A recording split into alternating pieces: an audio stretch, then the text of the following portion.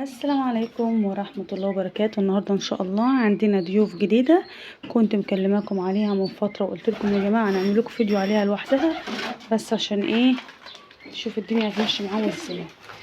دي الضيوف الجديدة بتاعتنا يا جماعة، انا شاريهم الاربعة دولت اهوت. طيب اللي هيقولي بقى هما بيعملوا ايه في الصيف، طبعا هما في الصيف حياتهم خطيرة جدا وعاوزين معاملة خاصة، وعاوزين الجو يكون كويس والمكان، يعني شوفوا محررين ازاي، عاوزين المكان يكون كويس ويكون طراوة، لان هما ما بيستحملوش الحاجة خالص. طيب ده اكلهم ايه؟ هما لو انت عندك علف اللي هو اسمه علف الارانب بياكلوه، يحبوا تروحوا تقولوا للراجل انا عاوزة علف مخصص للارانب. ما عندكيش انا هحطلهم علف من بتاع الفراخ البيضة، ماشي، اللي هو 19% و21% والحاجات دي. وكمان بنحط لهم خضار وقشر بطيخ وخيار وفلفل وحاجات من دي كلها، الحاجات دي كلها ايه بتنفع معاه.